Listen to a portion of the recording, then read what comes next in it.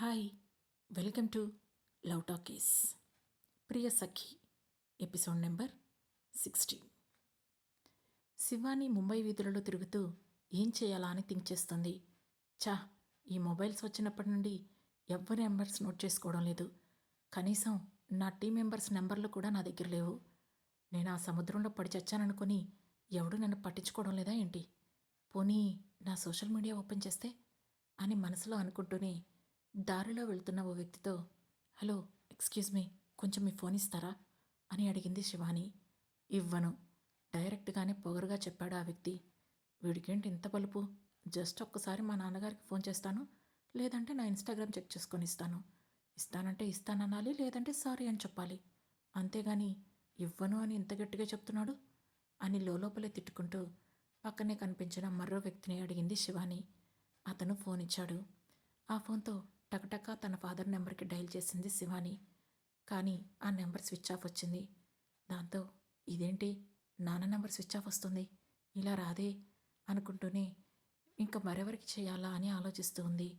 ఎవరి నెంబర్ గుర్తు చేసుకోవాలనుకున్నా ఫస్ట్ 4 నెంబర్లు గుర్తొస్తున్నాయి, లేదంటే చివరి 2 నెంబర్లు గుర్తొస్తున్నాయి. అంతే తప్ప మధ్యలో మిగిలిన నెంబర్లేవి ఆమెకు గుర్తు రావడం లేదు. దాంతో వెంటనే ఇన్స్టాగ్రామ్ ఓపెన్ చేసి తన ఐడితో లాగిన్ అవ్వడానికి చూసింది.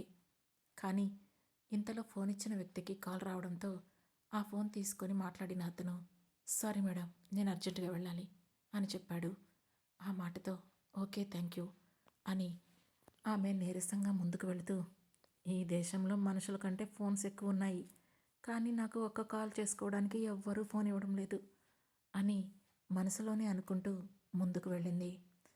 అక్కడ కొంచెం దూరంలో కారుకి ఆనుకొని నిల్చున్న ఒక పెద్ద మనిషి కనిపించడంతో అతని దగ్గరికి వెళ్ళి, ఎక్స్క్యూజ్ మీ, మీ ఫోన్ ఇస్తారా, ఒక అర్జెంట్ కాల్ చేసుకోవాలి అని అడిగింది. దాంతో ఆమెను పైనుండి కింది వరకు చూశాడు అతను. ఆమె అతని అనుమానాన్ని అర్థం చేసుకుంటూ, అయ్యో, నేను ఫోన్ కొట్టేసి దొంగను కాదండి, జస్ట్ ఒక్క కాల్ చేసుకొని ఇస్తాను అని అడిగింది శివాని. వెంటనే తన మొబైల్ ఆమెకి ఇస్తూ ఆమెను పరిశీలనగానే చూస్తూ ఉన్నాడు అతను. శివాని ఆ మొబైల్ తీసుకొని మళ్ళీ ఇన్స్టాగ్రామ్లో తన ఐడి సెట్ చేయడం స్టార్ట్ చేసింది. దాంతో సీరియస్గా ఆమెను చూసిన ఆ వ్యక్తి వెంటనే తన ఫోన్ లాక్కొని, ఏం చేస్తున్నారు మీరు? కాల్ కోసం కదా మొబైల్ అడిగింది, ఇన్స్టాగ్రామ్ ఓపెన్ చేస్తారేంటి అని అడిగాడు. ఓ, ఐఎమ్ సారీ సార్, యాక్చువల్లీ నా మొబైల్, వాలెట్ అన్నీ మిస్ అయిపోయాయి. మా వాళ్ళ నెంబర్స్ ఏవి నాకు సరిగా గుర్తులేవు, అందుకే ఇన్స్టాగ్రామ్తో వాళ్ళని కాంటాక్ట్ అవ్వాలని ట్రై చేస్తున్నాను. ప్లీజ్ సార్, ఫోన్ ఇవ్వండి అని అడిగింది శివాని. ఆ మాటతో మీ ఇల్లు ఎక్కడా అని అడిగాడు అతను. ముంబై కాదు సార్, ఆంధ్రాలోని చిత్తూరు జిల్లాలో ఉన్న దేవనగరి అనేది మా ఊరు అని చెప్పింది శివాని. ఆ మాట విన్న అతను నుదురు చిట్లించి, మరి ఇక్కడికి ఎందుకు వచ్చావు అని అనుమానంగా అడిగాడు అతను. అది విన్నాయి, చిన్న పర్సనల్ వర్క్ మీద వచ్చాను సార్ అని తడబడుతూనే చెప్పింది శివాని. ఓ, అయితే మరి అయ్యిందా ఆ పర్సనల్ వర్క్ అని సాగతీస్తూ అడిగాడు అతను. అదంతా వీడికెందుకు, ఇస్తే ఫోన్ ఇవ్వాలి, లేదంటే లేదు. ఇప్పుడు వీడిని ఆ మాట అంటే అనవసరంగా ఈ దారి కూడా ఉండదు, అసలే ఇక్కడ ఎవడూ పట్టించుకోవడం లేదు అని మనసులో అనుకుంటూనే, హా సార్, బట్ తిరిగి వెళ్ళడానికి మనీ లేదు అని చెప్పింది శివాని. ఆ మాటతో అతను అనుమానంగా ఆమె వైపు చూశాడు.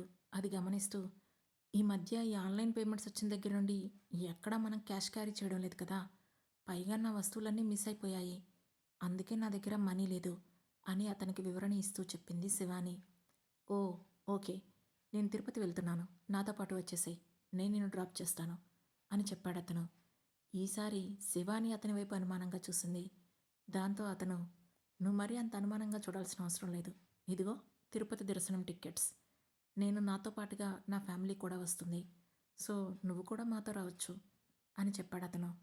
చూడడానికి వయసు కొంచెం పెద్దవాడిలానే ఉంది, పైగా ఫ్యామిలీ కూడా వస్తుందంటున్నాడు కాబట్టి నేను ఎలాగో ఇప్పుడు ఇంటికి వెళ్ళడం నాకు చాలా అవసరం. ఒకవేళ ఏదైనా తేడాగా జరిగితే ఆ తర్వాత ఏం చేయాలో థింక్ చేయొచ్చు. వీడేమైనా ఎక్స్ట్రాలు చేస్తే ఇదేమీ ఐలాండ్ కాదు, ఇప్పుడు నేను వీడి సంగతి చూసుకోగలను అని మనసులోని లెక్కలు వేసుకొని ఆలోచించుకొని వస్తాను అని అతనితో చెప్పింది శివాని. దెన్ లెట్స్ గో అంటూ ఆమెను కారు ఎక్కించుకున్నాడు అతను. ఆ తర్వాత వెంటనే టకటకా కొన్ని మెసేజెస్ చేశాడు అతను. శివాని అదేమీ గమనించలేదు. సరిగ్గా పావుగంట తర్వాత ఒక 35 ఇయర్స్ లేడీ, 28 ఇయర్స్ ఉన్న ఒక జెంట్ ఇద్దరు లగేజ్తో కారెక్కారు. వాళ్ళంతా చాలా సీరియస్ ఫేసెస్తో ఉండడంతో శివానికి ఏదో మూల కాస్త టెన్షన్గా అనిపించింది. కానీ అది పైకి కనిపించనివ్వకుండా వాళ్లతో మాటలు కలిపింది. ఎప్పుడైతే ఆమె మాట్లాడడం మొదలుపెట్టిందో వీళ్ళు కూడా ఆమెతో నార్మల్గా మాట్లాడుతూ మొదలుపెట్టారు. నలుగురి మధ్య హాలీవుడ్ సినిమా నుంచి సెంట్రల్ పాలిటిక్స్ వరకు అన్ని డిస్కషన్స్ నడుస్తున్నాయి. Thank God. ఫస్ట్లో వీళ్ళ ఫేసెస్ చూసి ఏదో తేడా అనుకున్నాను. నా చేతికి పని చెప్పాల్సి వస్తుందేమోనని అనిపించింది. కానీ సచ్ ఎ గుడ్ ఫ్యామిలీ. దేవుడున్నాడు, నన్ను జాగ్రత్తగానే ఇంటికి పంపిస్తాడు. అక్షర, ఫ్యూ డేస్లో మళ్ళీ కంబ్యాక్ ఇస్తాను. నిన్ను అంతం చేయడమే నా గోల్ అని పళ్ళు పటపటా కొరుకుతూనే వాళ్లతో మాట్లాడుతూ ఉంది శివాని. అయితే ఆమెను తీసుకుని వెళ్తున్న వ్యక్తి ఆమెను గమనిస్తూనే ఉన్నాడు. ఆమె ఫేస్లో క్షణక్షణానికి మారుతున్న ఫీలింగ్స్ను ఫ్రంట్ మిర్రర్ నుంచి క్యాప్చర్ చేస్తున్నాడు. అలానే అసలు ఈ అమ్మాయి ఆ అమ్మాయేనా అని థింక్ చేస్తూనే ఉన్నాడు. ఎందుకంటే ఒకప్పటి శివానికి ఇప్పటి శివానికి చాలా తేడా ఉంది. ఒకప్పటి శివానిలో కళ్ళలో కోపం, మనిషి గంభీరంగా ఉండి నిలువెల్ల అహంతో ఉండేది.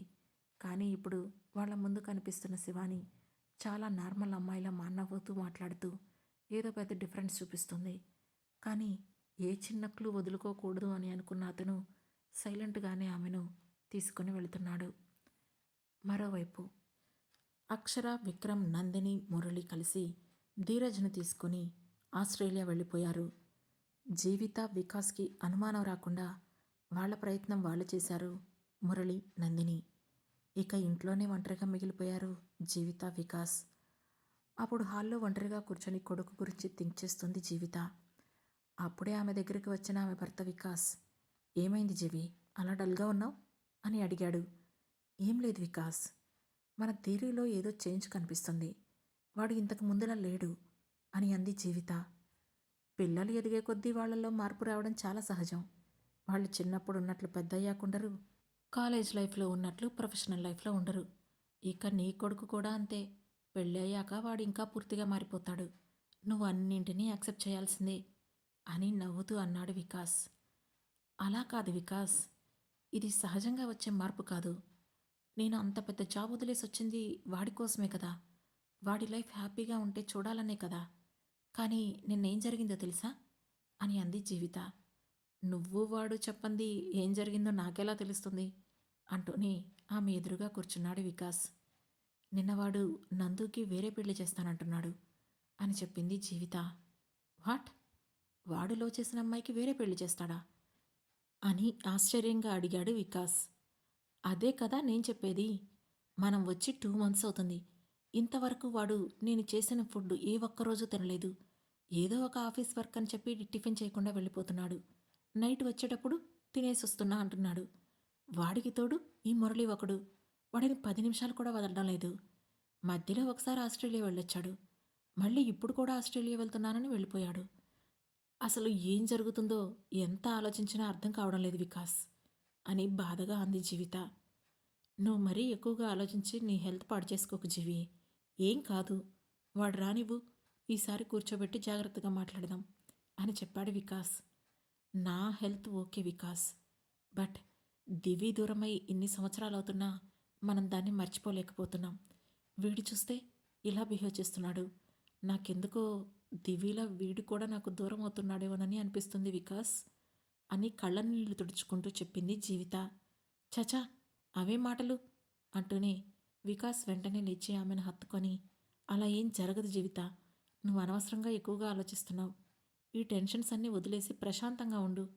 చెప్పాను కదా, రాగానే మనం మాట్లాడేద్దాం, వాడిని రానివ్వు అని ఆమెను ఓదారుస్తూ అన్నాడు వికాస్. మరోవైపు విక్రమ్ వాళ్ళు ఆస్ట్రేలియా రాగానే ధీరజ్ను హాస్పిటల్లో అడ్మిట్ చేశారు. ఆ తర్వాత నందిని, అక్షరను ఇంటికి పంపించేసిన విక్రమ్ డాక్టర్తో మాట్లాడడం కోసం హాస్పిటల్లోనే వెయిట్ చేస్తున్నాడు. ఇంటికి వచ్చిన తర్వాత అక్షర, నందిని ఫ్రెష్ అయ్యారు. నందిని కోసం స్ట్రాంగ్గా కాఫీ ప్రిపేర్ చేసింది అక్షర. నందిని రాగానే ఆమెకు ఒక కప్ ఇచ్చి తను కూడా ఒక కప్ తీసుకుంది. ధీరజ్ గురించి ఆలోచిస్తూ కాఫీ సిప్ చేస్తుంది నందిని. ఆ సమయంలో ఆమెకే తెలియకుండా ఆమె కళ్ళలో నుంచి కన్నీళ్లు కారుతున్నాయి. ఆమెను అలా చూస్తుంటే అక్షరకు చాలా బాధగా అనిపించింది. అందుకే వెంటనే తనను డైవర్ట్ చేయడం కోసం ఆమెతో మాటలు మొదలుపెట్టింది అక్షర. నందు, అసలు నీకు ధీరజ్ గారు ఎలా తెలుసు అని క్యూరియస్గా అడిగింది అక్షర. అసందర్భంగా సడన్గా అడుగుతున్న అక్షర వైపు అయోమయంగా చూసింది నందిని. ప్లీజ్ ప్లీజ్ చెప్పవా, నాకు మీ లవ్ స్టోరీ తెలుసుకోవాలనుంది అంటూ మళ్ళీ అడిగింది అక్షర. ఆ మాటతో అప్రయత్నంగా ధీరజ్తో పరిచయమైన రోజులకు వెళ్ళిపోయింది నందిని. తాను మొదటిసారి ధీరజ్ను కలిసిన విషయం గురించి అక్షరతో చెబుతూ, నేను నా స్టడీస్ అవ్వగానే ఇంటర్వ్యూ కోసం కంపెనీల చుట్టూ తిరుగుతున్నప్పుడే ధీరజ్ కంపెనీలో ఇంటర్వ్యూకి కూడా వెళ్ళాను. అన్ని రౌండ్స్ కంప్లీట్ అయ్యాయి. లాస్ట్కి సీఈఓతో ఇంటర్వ్యూ మాత్రమే మిగిలింది. నేను, నాతో పాటు మరో ముగ్గురున్నారు. నలుగురిలో ఇద్దరిని సెలెక్ట్ చేస్తారు. నేను ఆ ఇంటర్వ్యూ కోసం చాలా ప్రిపేర్డ్గా ఉన్నాను. అప్పుడే సీఈఓతో ఇంటర్వ్యూ స్టార్ట్ అయింది. ఆ రోజే ధీరజ్ని చూడడం అదే ఫస్ట్ టైం. బట్ ధీరజ్ మాత్రం నన్ను ఇంతకు ముందే చూశాడట. ఆ రోజు అతనే నన్ను ఇంటర్వ్యూ చేశాడు. అతను అడిగిన ప్రశ్నలన్నింటికీ నేను ఆల్మోస్ట్ ఆన్సర్ చేసేసాను. యూనో, అవన్నీ చాలా జనరల్ క్వశ్చన్స్. ధీరజ్ నన్ను అలాంటి ప్రశ్నలే అడిగాడు. అవి ఎవరైనా చెప్పేస్తారు. ఇక ఆ రోజు ఇంటర్వ్యూ కంప్లీట్ అయ్యాక, యాక్చువల్లీ మీకు నా కంపెనీలో జాబ్ కన్నా మరో పోస్ట్ ఇవ్వాలని అనుకుంటున్నానని డైరెక్ట్గా చెప్పాడు ధీరజ్. అతను ఏమన్నాడో అర్థం కాక నేను నుదురు చిట్లించి చూసేసరికి మా ఇంట్లో నా వైఫ్ పోస్ట్ ఖాళీగా ఉంది. మా పేరెంట్స్ని ఆ పోస్ట్ పిలిచేయమని చాలా రోజుల నుంచి నన్ను అడుగుతున్నారు. ఆ పోస్ట్కి నువ్వే కరెక్ట్ అనిపిస్తుంది. సో నువ్వు నా వైఫ్గా మా ఇంటికి వస్తావా అని అడిగాడు ధీరజ్ అంటూ చెప్పడం ఆపింది నందిని. వాట్, ఫస్ట్ మీట్లోనే పెళ్లి ప్రపోజలా? ఆశ్చర్యంగా అడుగుతున్న అక్షరకు విక్రమ్ తన దగ్గర తెచ్చిన పెళ్లి ప్రపోజల్ కూడా గుర్తొచ్చింది. అక్షర ప్రశ్నకు అవును అని చిన్న స్మైల్తో సమాధానం చెప్పింది నందిని. అయినా ధీరజ్ గారి తప్పులేదులే. నిన్ను చూస్తే ఎవరైనా సరే పెళ్లి ప్రపోజల్ పెట్టేస్తారు. ఆ తర్వాత ఏం జరిగిందో చెప్పు అని అడిగింది అక్షర. నీకు తెలుసు కదా, మనం చిన్నప్పటి నుంచి కష్టాల్లో పెరిగాం. అంత ఈజీగా ఎవరిని నమ్మలేం. అందుకే నేను కూడా ధీరజ్ను నమ్మలేకపోయాను. వెంటనే ఐఎమ్ సారీ, నాకు మీ ఇంట్లో వైఫ్ పోస్ట్ వద్దు అని రిజెక్ట్ చేసేసాను. దాంతో సరే అయితే ఆఫీస్లో పోస్ట్ ఇస్తాను అని చెప్పాడు ధీరజ్. నా మీద ఏదో క్రష్తో ఆ పోస్ట్ అతను ఇవ్వడం నాకు నచ్చలేదు. నా టాలెంట్ చూసి కదా ఇవ్వాల్సింది. అదే విషయం తనకు చెప్పి రిజెక్ట్ చేసి బయటకు వచ్చేసాను అని చెప్పింది నందిని. ఓ సూపర్, అయితే నువ్వేం మారలేదు నందు. అప్పట్లో ఎలా ఉన్నావో ఇప్పుడు కూడా అలానే ఉన్నావు. దేనికి లొంగడం లేదు అని అంది అక్షర. కానీ నువ్వు చాలా మారిపోయావు అక్షర అని అంది నందిని. వెంటనే మళ్ళీ నందు డల్ అవుతుందని, ఓకే ఓకే, మన సంగతి తర్వాత మాట్లాడుకుందాంలే, ముందు మీ లవ్ స్టోరీ కంటిన్యూ చేయి అని అడిగింది అక్షర. దాంతో ఆ స్టోరీ కంటిన్యూ చేస్తూ, ఆ తర్వాత నాకు వేరే కంపెనీలో జాబ్ వచ్చింది. బట్ ఆ కంపెనీ కూడా ధీరజ్కు సంబంధించింది. అతను అందులో పార్ట్నర్ అట. సో ఆటోమేటిక్గా అప్పుడప్పుడు ఇద్దరం కలిసే పరిస్థితి వచ్చింది.